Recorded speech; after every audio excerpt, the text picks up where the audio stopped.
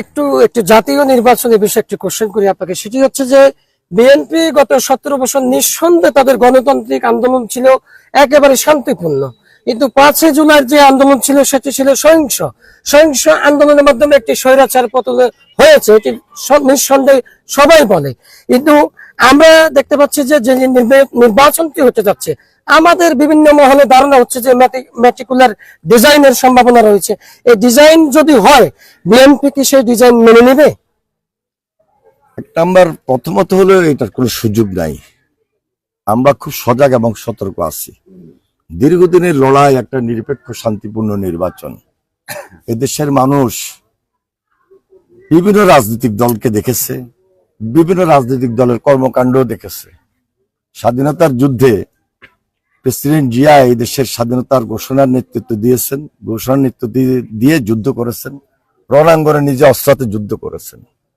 যারা আবার এই দেশের বিরোধিতা করেছে তাদের রাজনীতিরাও দেখেছেন, যেটা ছিল অপরাজনীতি। স্বাধীনতার পর শেখ মুজিবের শাসন দেখেছে, আওয়ামী লীগের দুঃশাসন দেখেছে, জিয়া রহমানের শাসনও দেখেছে ৭৫-এর পর, এবং খালেদা জিয়াকে দেখেছে, এরশাদকে দেখেছে।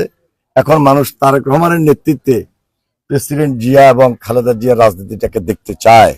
যে স্বপ্ন, যে পূরণ যিনি করতে পারেন নাই, যে কাজগুলো সমাপ্ত করতে পারেন নাই, সেই কাজগুলো তিনি গ্রামে গঞ্জের জন্য, দেশের মানুষের জন্য করবেন ইনশাল্লাহ। তবে আমরা খুব সজাগ এবং এত বেশি সতর্ক আছি, কেউ যদি কোনোভাবে ভোট প্রক্রিয়াকে তাদের পক্ষে ব্যক্তিগতভাবে নিয়ে যাওয়ার চেষ্টা করে, এটা বাংলাদেশের মানুষ হতে দিবে না। আমরা লড়াই করেছি, সংগ্রাম করেছি গণতন্ত্রের জন্য, ভোটের জন্য। এটা ভোটের সংগ্রাম, গণতন্ত্রের সংগ্রাম।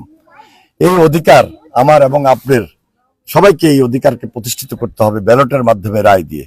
আমরা সেটা নিশ্চিত করতে চাই ইনশাল্লাহ। 12 তারিখের নির্বাচনে আপনাদের কোনো সংখ্যা আছে? ভোট হবে কি হবে না, আর কোনো সংখ্যা আছে?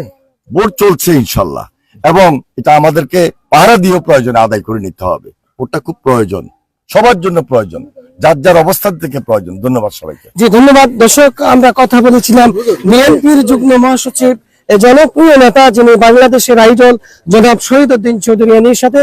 তিনি আশ্বস্ত করেছেন 12 তারিখের নির্বাচন যে কোনো ভাবে সরকার থেকে আদায় করে নেওয়া হবে, এবং এই নির্বাচন জনগণের দাবি, এই দেশের গণতন্ত্রপ্রেমী মানুষের দাবি। আমরা তার সাথে একমত।